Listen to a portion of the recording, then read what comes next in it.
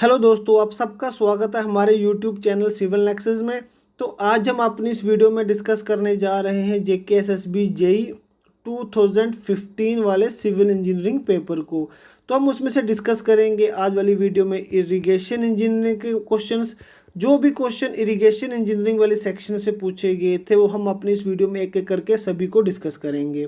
तो जो सबसे पहला क्वेश्चन पूछा गया था इरिगेशन वाले सेक्शन में वो था silt ejector is provided on. Option A is the river just upstream of the under sluices. Option B is the canal just downstream of the canal bed. Option C is the river some distance downstream of the under sluices, and the option D is the canal at some distance downstream of the canal head regulator. अब जो भी canal है, जब भी मतलब canal में हमारे पास दो टर्म यूज़ की जाती हैं सिल्ट को एक्सट्रैक्ट करने के लिए। सबसे पहले होता है सिल्ट इजेक्टर, इसको हम सिल्ट एक्सट्रैक्टर भी कहते हैं, और दूसरा होता है सिल्ट एक्सक्लूडर। Silt excluder. तो जो सिल्ट इजेक्टर होता है या फिर जो सिल्ट एक्सट्रैक्टर होता है ये हम हमेशा ही यूज़ करते हैं कैनाल में। यानी कि जो सिल्ट इजेक्टर है ये हम हमेशा कहाँ यूज़ करेंगे? कैनाल में। और जो सिल्ट एक्सक्लूडर था, सिल्ट एक्सक्लूडर, ये हम हमेशा यूज़ करेंगे रिवर में, यानी कि बेड ऑफ रिवर। अब हमें क्वेश्चन में पूछा गया था सिल्ट इजेक्टर के बारे में, तो हम सिल्ट इजेक्टर प्रोवाइड करेंगे कैनाल में at some distance downstream of the canal head regulator. Therefore option D is correct. अब सपोज कीजिए कि अगर हमें इस क्वेश्चन में सिल्ट इजेक्टर की जगह पूछा जाता सिल्ट एक्सक्लूडर और हमारे ऑप्शन जो होने थे वो सभी के सभी सेम होते, तो उस केस में जो ऑप्शन ए होता the river just upstream of the under sluices, तो ये वाला ऑप्शन बिल्कुल करेक्ट होता for the case of silt excluder. तो इस क्वेश्चन में सिल्ट इजेक्टर था, therefore option D is correct. And the next question is the discharge carried by a minor distributary system is usually less than. Option A is 0.5 qmax, option B is 1 qmax, option C is 2.5 qmax, and the option D is 0.25 qmax. अब हमें यहाँ पर पूछा गया है minor distributary system के बारे में। सबसे पहले हम शुरू करते हैं रिवर से। सबसे पहले आ गया रिवर, तो रिवर के बाद को आती है मेन कैनाल। जो हम सबसे पहले जो रिवर से कैनाल को निकालते हैं उसे बोलते हैं मेन कैनाल। अब जो मेन कैनाल है, मेन कैनाल जो होती है वो सबसे बड़ी कैनाल होती है, लार्जेस्ट कैनाल होती है, और मेन कैनाल से no direct irrigation is done, यानी कि हम मेन कैनाल से डायरेक्ट इरिगेशन नहीं कर सकते। अब मेन कैनाल के बाद आती है ब्रांच कैनाल। ब्रांच कैनाल जो मैं ये लिख रहा हूँ प्लीज़ आप ये सब नोट कर लीजिए, बहुत ही ज़्यादा इंपॉर्टेंट बन जाता है। अब जो ब्रांच कैनाल एक ऐसी कैनाल होती है जहाँ पर डिस्चार्ज जो होता है वो 5 मीटर क्यूब पर सेकंड से ग्रेटर रहता है। यानी कि ब्रांच कैनाल एक ऐसी कैनाल होती है जहाँ पर जो डिस्चार्ज है वो 5 मीटर क्यूब पर सेकंड से ज़्यादा रहेगा। अब ब्रांच कैनाल के बाद आ जाती है मेजर डिस्ट्रीब्यूटरी। कौन सी distributary? Major distributary.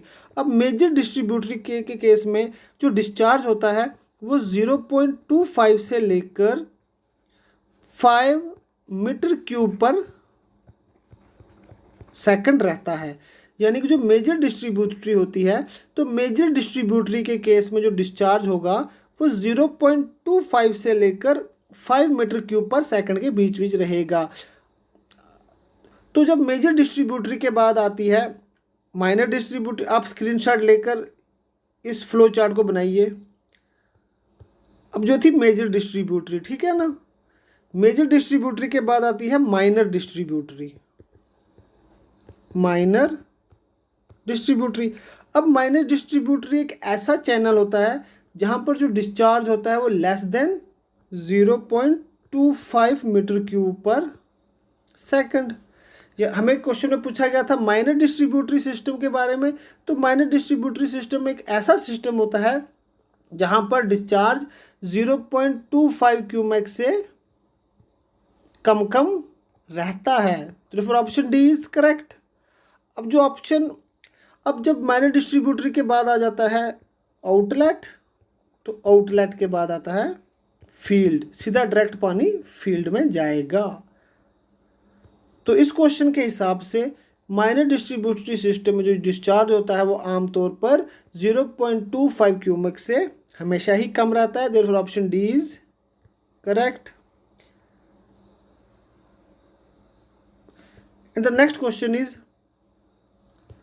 alkaline soils are best reclaimed by option A is leaching only, option B is addition of chlorine to the soil, option C is providing good drainage and the option D is addition of gypsum and leaching। अब जब भी कभी alkaline soils को reclaim किया जाता है तो वो उसमें हम यूज़ करते हैं जिप्सम और लीचिंग। लीचिंग से क्या होगा कि जो कोई भी जो सॉल्ट होंगे वो मतलब जो सॉइल की जो सैलिनिटी होगी वो कम हो जाएगी। तो therefore option D is correct। And the next question is an irrigation outlet is said to be proportional। एक जो इरिगेशन आउटलेट होगी वो प्रोपोर्शनल कब होगी? तो इरिगेशन आउटलेट प्रोपोर्शनल तभी होगी जब उसकी जो सेटिंग होगी, सेटिंग किसके बराबर होगी? Setting is equal to outlet index, setting is equal to outlet index upon channel index, setting is equal to outlet index upon channel index. Therefore option A is correct. अब हमें कोई पूछे कि setting होता क्या है, तो जब सेटिंग का जो फॉर्मूला है, setting is defined as a ratio of depth of water level of outlet divided by full supply depth of distributary, full supply depth of distributary. अब प्लीज इसकी डेफिनेशन भी नोट कर लीजिए कि सेटिंग किसके बराबर, तो दोबारा से कह देता हूँ। Setting is equal to the ratio between the depth of water level of the outlet to the full supply depth of distributary. और जो सेटिंग होती है प्रोपोर्शनल वेयर की वो होती है outlet index upon channel index. Therefore option A is correct. And the next question is the most economical central angle of N arch ring in an arch dam. अब हमें arch dam का जो सबसे economical central angle है वो हमें कहना है। तो जो आर्च एंगल के जो आर्च डैम के केस में जो मोस्ट इकोनॉमिकल एंगल होता है वो होता है 133 degree 34 minute. Therefore option C is correct. अब हमें पूछे कि जो आर्च डैम में जो सबसे इकोनॉमिकल टाइप कौन सी वाली रहती है, तो जो कांस्टेंट एंगल टाइप होती है, कांस्टेंट एंगल टाइप वो आर्च डैम की सबसे इकोनॉमिक टाइप होती है। देयरफॉर अब इस क्वेश्चन के according option C is correct. And the next question is which of the following is not a cash crop. इनमें से कैश क्रॉप कौन सी है नहीं है? Option A is jute, option B is tea, option C is rice and option D is sugarcane. अब सबको पता है कि ये भी कैश क्रॉप है, ये भी कैश क्रॉप है, ये भी कैश क्रॉप है, तो बची कौन सी? राइस। हमें पता है कि राइस जो है कैश क्रॉप नहीं है, तो इस क्वेश्चन के हिसाब से मैं ये बताना था कौन सी कैश क्रॉप नहीं है। Therefore option C is correct. And the next question is duty on capacity is also called. Option A is capacity factor, option B is quality duty, option C is outlet duty and the option D is full supply coefficient. अब हमें जो full supply coefficient है उसकी हमें definition पता होनी चाहिए। Full supply coefficient is equal to area to be irrigated during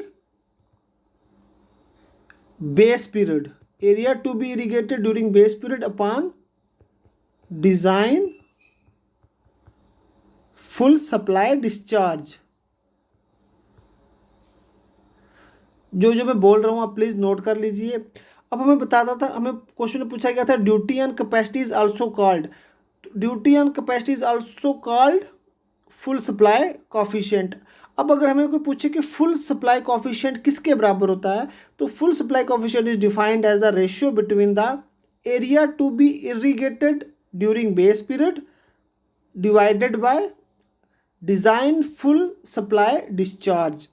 therefore according to this question option D is correct. And the next question is, अब हमें इस क्वेश्चन में पूछा गया है the geological formation of stratum of impervious material which may contain water but does not transmit any significant quantities is called. Option A is aquifer, option B is aquiclude, option B is aquifuge well and the option D is aquitard. तो दोस्तों अब मैं आपको कुछ बताने वाला हूँ extra चीज़ें, तो प्लीज़ आप इसे नोट कर लीजिए। सबसे पहले हम बात करते हैं एक्वीफ्यूज की, एक्वीफ्यूज की। अब आप एक्वीफ्यूज की एग्जांपल नोट कर लीजिए। एक्वीफ्यूज की हम एग्जांपल लेते हैं, सॉरी मैं दोबारा लिखता हूँ यहाँ पर। सबसे पहले हम बात करते हैं एक्वीफ्यूज की, तो आप एक्वीफ्यूज की एग्जांपल नोट कर लीजिए। Massive compacted rock, massive compacted rock. अब जो एक रॉक होता है, रॉक में क्या पानी होता है? Rock does not contain water, rock does not contain water. अब जब रॉक वाटर कंटेन नहीं करता और ऊपर से रॉक जो है वो बहुत ज़्यादा कंपैक्टेड है, तो ये अपने आप में से ये मतलब ये वाटर ट्रांसमिट भी नहीं करेगा। Does not allow to pass through it, does not allow water to pass through it. आप प्लीज़ नोट कर लीजिए। अब हमें कोई पूछे एक्वीफ्यूज क्या है, तो एक्वीफ्यूज एक ऐसा सिस्टम है जहाँ पर एक्वीफ्यूज एक ऐसा सिस्टम है which does not contain water, उसमें ना ही तो पानी होगा और ना ही वो पानी को पास करने देगा। Does not allow water to transmit through it, तो ये कौन सा होगा? एक्वीफ्यूज। अब प्लीज़ इसकी एग्जांपल से याद रखिएगा। एक्वीफ्यूज की हमने एग्जांपल क्या बताई? Massive compacted rock. अब एक कंपैक्टेड रॉक एक ऐसी एग्जांपल है जिसमें ना ही तो डज नॉट कंटेन वाटर, जिसमें ना ही तो पानी रहेगा और ना ही तो वो वाटर को अपने आप में से ट्रांसमिट होने देगा। तो ये आपने नोट कर लिया। अब हम बात करते हैं एक्वीफर की। जब हम एक्वीफर की बात करते हैं तो एक्वीफर की आप एग्जांपल ले लीजिए, सैंड एंड ग्रेवल। आपको ये एग्जांपलें याद रखनी है, इन्हीं एग्जांपलों से आपको पता चलेगा कि कौन से टाइप का है ये। एक्वीफर की क्या मैंने बता दिया? Sand and gravel. अब जो सैंड एंड ग्रेवल होते हैं बहुत ही ज़्यादा पोरस होते हैं, ठीक है ना, और इसमें वाटर भी रहता है। Sand and gravel contain water. अब जो सैंड एंड ग्रेवल होते हैं बहुत ही ज़्यादा पोरस होते हैं, तो इसमें से क्या होगा? वाटर पास कर जाएगा और यहाँ से हम ड्रा कर सकते हैं ह्यूज क्वांटिटी ऑफ वाटर। दोबारा से सुन लीजिए, एक्वीफर की जो एग्जांपल थी वो हमने याद रखनी है, वो कौन सी है? Sand and gravel. अब सैंड एंड ग्रेवल ऐसे मटेरियल हैं जिसमें वाटर होगा और ये अपने आप में से वाटर को पास होने देंगे। Therefore according to this logic aquifer एक ऐसा मटेरियल होता है, एक्वीफर एक ऐसा सिस्टम है जहाँ पर जिसमें वाटर भी होगा और वो वाटर को अपने पोर्स में से पास भी करने देगा। अब एक्वीफर का हो गया। अब हम याद रखते हैं एक्वीक्लूड का। अब जो एक्वीक्लूड है, हम एक्वीक्लूड की एग्जांपल याद रखेंगे, फॉर एग्जांपल क्ले। अब क्ले में क्या होता है? Clay contains large quantity of water, clay contains large quantity of water. Clay में बहुत ज़्यादा वाटर होता है, लेकिन जब इसकी जो एक्सट्रैक्शन होगी, क्योंकि क्ले में पोर्स तो बहुत कम होंगे, बिल्कुल स्मॉल से पोर्स होंगे, तो जो इसके एक्सट्रैक्शन होगी वो बहुत ही ज़्यादा मुश्किल रहने वाली है। तो इस लॉजिक से हमने ये देखा कि जो एक्विक्लूड है, एक्विक्लूड एक ऐसा मटेरियल है जिसमें तो बहुत ज़्यादा पानी रहेगा, लार्ज क्वांटिटी ऑफ वाटर ये कंटेन करके रखेगा, लेकिन पोर्स बहुत कम होने की वजह से जो एक्सट्रैक्शन होगी वो बहुत मुश्किल से होगी या फिर बहुत कम हो रहेगी। ठीक है ना, तो ये हो गया एक्विक्लूड। अब हम बात करते हैं एक्विटॉर्ड की। अब एक्विटॉर्ड की हम एग्जांपल ले लेते हैं, जैसा कि सिल्टी क्ले। अब सिल्टी क्ले एक ऐसा मटेरियल है जिसमें सिर्फ और सिर्फ seepage is possible, only seepage is possible, और जो एक्सट्रैक्शन होगी वाटर की वो बहुत ही ज़्यादा डिफिकल्ट रहने वाली है। अब एक्विटॉर्ड एक ऐसा मटेरियल है जिसमें सिर्फ और सिर्फ सीपेज होगी और जो एक्सट्रैक्शन ऑफ वाटर होगी जिसमें से बहुत ही ज़्यादा मुश्किल रहेगी। तो अब हमें इस क्वेश्चन में पूछा गया था एक ऐसा impervious material which may contain water, जिसमें वाटर है but does not transmit any significant quantities, लेकिन हम जिसमें से वाटर को मतलब जो अपने आप में से वाटर को ट्रांसमिट नहीं करेगा, जो अपने पोर्स में से वाटर को पास नहीं होने देगा, तो वो था एक्विक्लूड। हमने एक्विक्लूड की क्या एग्जांपल ली थी? Clay. Clay contains water but extraction of water is difficult. तो इसी हिसाब से जो ऑप्शन बी था वो बिल्कुल करेक्ट है। And the next question is in Kennedy's theory the critical velocity ratio under no silting condition is. अब हमें बताना है कि critical velocity ratio under no silting condition. अब सबसे पहले हमें पता होना चाहिए कि क्रिटिकल वेलोसिटी रेशियो किसके बराबर है। Critical velocity ratio is actual mean velocity upon critical velocity. इसको हम डिनोट करेंगे VA अपॉन VC। अब क्रिटिकल वेलोसिटी एक ऐसी वेलोसिटी होती है अगर वो मेंटेन रहेगी रिवर में ना ही तो सिल्टिंग होगी और ना ही तो स्कोरिंग होगी। क्रिटिकल वेलोसिटी एक ऐसी मिनिमम वेलोसिटी है जो अगर रिवर में मेंटेन रहेगी तो रिवर में ना ही तो सिल्टिंग होगी ना ही तो स्कोरिंग होगी। अब कोई भी जो डेविएशन होगी मतलब क्रिटिकल वेलोसिटी से उस वेलोसिटी की, तो या तो स्कोरिंग होगी या तो सिल्टिंग होगी। तो लोग देखते हैं कौन कौन सी कंडीशन है जहां पर सिल्टिंग होगी और स्कोरिंग होगी।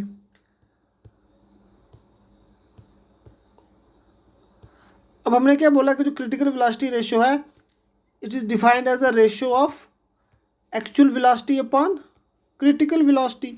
जब भी कभी आपके पास जो एक्चुअल वेलोसिटी है वो ग्रेटर देन क्रिटिकल वेलोसिटी है, इसका मतलब है कि जो क्रिटिकल वेलोसिटी रेशियो है वो ग्रेटर देन 1 आएगा। जब भी कभी critical velocity ratio greater than 1 आएगा तो चैनल में स्कोरिंग होगी।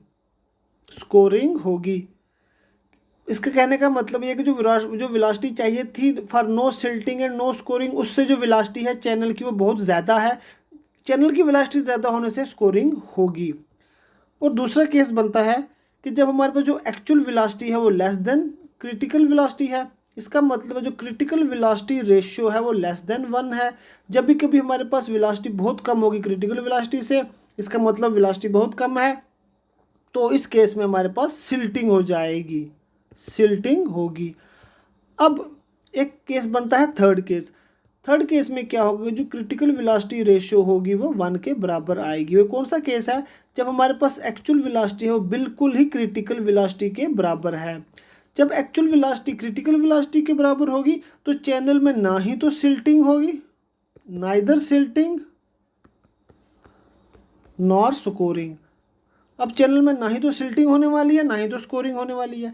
अब हमें क्वेश्चन में पूछा गया था कि क्रिटिकल वेलोसिटी रेशियो क्या होगी अंडर नो सिल्टिंग कंडीशन। अब हमें नो सिल्टिंग कंडीशन है तो ये वाली कंडीशन है कि जब हमारे पास जो एक्चुअल वेलोसिटी है वो किसके बराबर है? क्रिटिकल वेलोसिटी के बराबर। तो जब एक्चुअल वेलोसिटी क्रिटिकल वेलोसिटी के बराबर होगी तो जो क्रिटिकल वेलोसिटी रेशियो होगा वो 1 के बराबर आएगा। Therefore option D is correct. जो मैं आपको इन्फॉर्मेशन दे रहा हूँ ये प्लीज़ आप नोट कर लीजिए, नहीं तो ऐसे में सीधे सीधा आके आपको ऑप्शन बताता, ये क्वेश्चन पढ़ता, ऑप्शन बताता, तो आपको कुछ फ़ायदा नहीं होता। अब जो मैं आपको एक्स्ट्रा इन्फॉर्मेशन दे रहा हूँ, अगर बाय द वे आपको कल एग्ज़ाम में कुछ अलग से क्वेश्चन पूछा जाए तो आप आराम से क्वेश्चन कर पाएंगे। तो प्लीज़ आप जो अब मैं आपको ये एक्स्ट्रा चीज़ें बताता हूँ, प्लीज़ इसको नोट कर लीजिए करिएगा। And the next question is the moisture content for a crop at permanent wilting point is the. अब हमें सबसे पहले पता होना चाहिए कि परमानेंट विल्टिंग पॉइंट है क्या। अब एक परमानेंट विल्टिंग पॉइंट एक ऐसा पॉइंट होता है at which plants can no longer extract water for its growth. अब परमानेंट विल्टिंग पॉइंट समझ लीजिए आपके जो कोई भी जो हमारे पास प्लांट है उसको कोई भी पानी को एक्सट्रैक्ट नहीं कर रहा अपनी ग्रोथ के लिए। अब जो हाइग्रोस्कोपिक वाटर होता है, हाइग्रोस्कोपिक वाटर एक ऐसा वाटर होता है जो मतलब बहुत ही ज़्यादा मुश्किल हो जाता है प्लांट्स के लिए उसको एक्सट्रैक्ट करना। हाइग्रोस्कोपिक वाटर एक ऐसा वाटर है difficult to extract by the plants, difficult to extract by plants. Therefore option B is correct according to this question, क्योंकि हमें क्वेश्चन में पूछा गया था the moisture content for a crop at permanent wilting. मतलब permanent wilting point में moisture content क्या है, वो तो है hygroscopic water. And the next question is Bhakra dam is an example of. अब जो भाखड़ा डैम है वो एक एग्जाम्पल है कंक्रीट ग्रेविटी डैम का, कंक्रीट ग्रेविटी डैम, क्योंकि इस भाखड़ा डैम में जो मतलब स्टेबलाइजिंग हुई है वो उसके सेल्फ वेट की वजह से हुई है। जो मेन स्टेबलाइजेशन है डैम की वो सेल्फ वेट की वजह से है। Therefore option B is correct. And the next question is the evaporation losses from the surface of the reservoir can be reduced by sprinkling. Option A is DDT, option B is potassium permanganate, option C is acetyl alcohol and the option D is pesticide. जब भी कभी जो evaporation होती है surfaces reservoir से, जब कभी उसको कम करना होता है तो हम क्या करते हैं, एसिटाइल अल्कोहल को उस रिजर्वायर के ऊपर स्प्रिंकल कर देते हैं। Therefore option C is correct. And the next question is the geological formation which only stores water. क्या बोला है, which only stores water but can yield it in sufficient quantity is known as. अब एक ऐसा material है जिसमें water है भी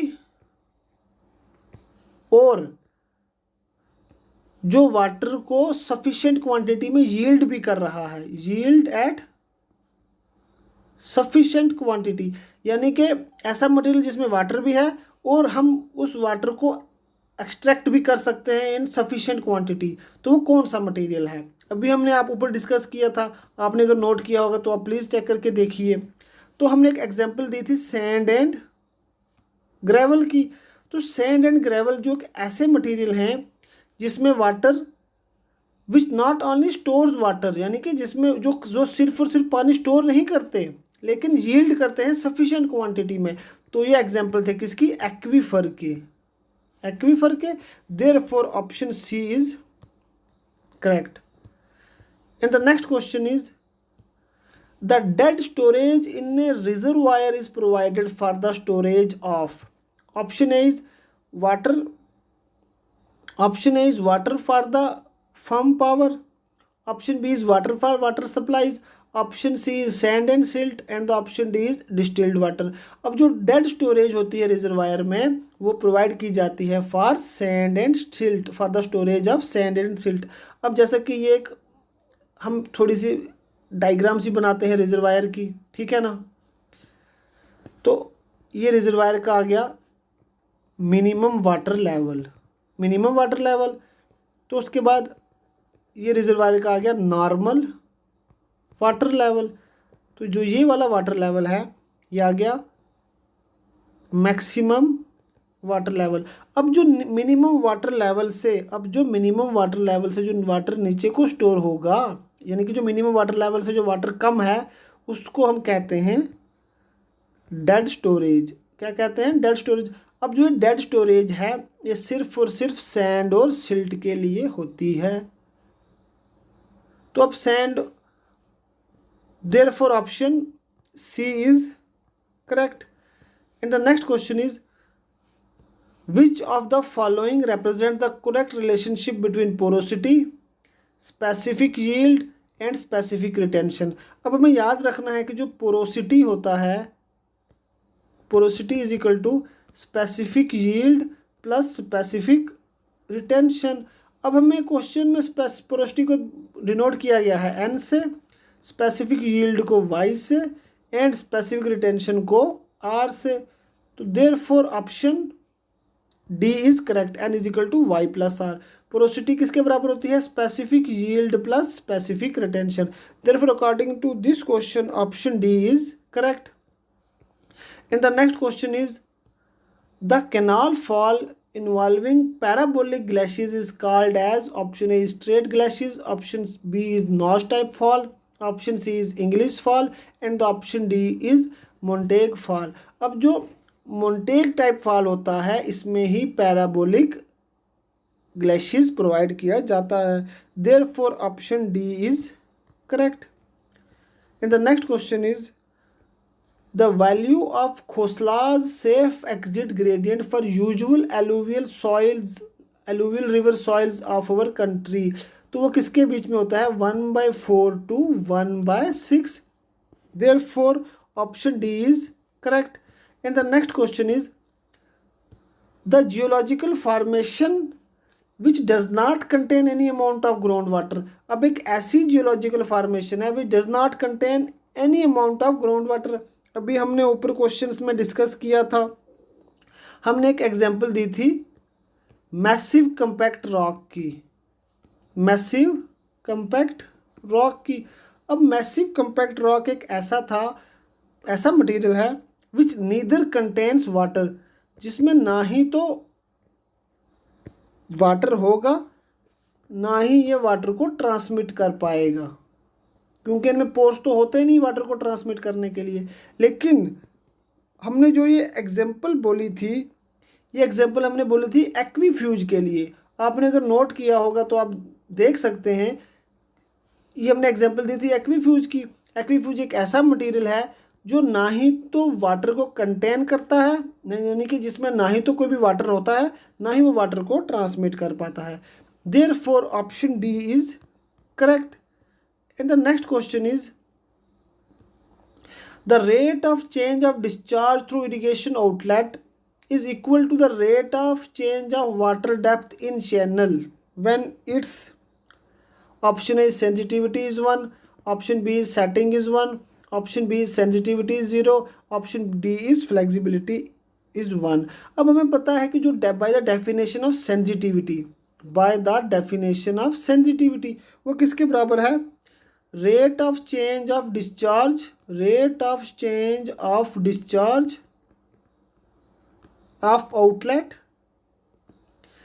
divided by rate of sensitivity is defined as the ratio of the rate of change of discharge of outlet divided by rate of change in water level in distributary channel, rate of change in water level in distributary channel। अब हमें question में पूछा गया था, the rate of change of discharge through irrigation outlet is equal to the rate of change of water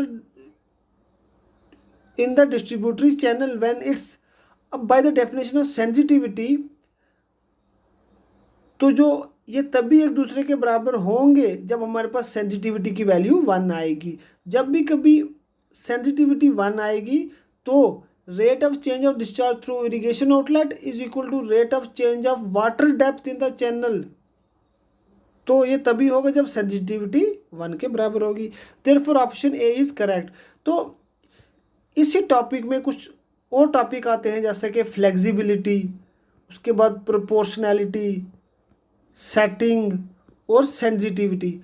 अब please इन सभी चीज़ों के ऊपर गौर कीजिएगा और इसे अच्छे से पढ़िएगा, क्योंकि क्वेश्चन एग्ज़ाम्स में कुछ क्वेश्चंस आते हैं इसके रिलेटेड और ये एक दूसरे को कन्फ्यूजिंग, ये बहुत ज़्यादा कन्फ्यूजिंग है। तो आप इसको प्लीज़ अच्छे से देखिएगा, प्लीज़ प्लीज़। तो ये थे कुछ ऐसे क्वेश्चंस जो कि JKSSB JEE 2015 के पेपर सिविल इंजीनियरिंग वाले पेपर में पूछे गए थे और जो कि इरिगेशन इंजीनियरिंग वाले सेक्शन से पूछे गए थे। तो मैं उम्मीद करता हूं कि आपको ये वीडियो पसंद आई होगी। अगर आपको वीडियो पसंद आई तो प्लीज़ हमारे इस चैनल को सब्सक्राइब कर दें और इस वीडियो को लाइक कर दें। और आपका बहुत बहुत शुक्रिया इस वीडियो को आखिर तक देखने के लिए।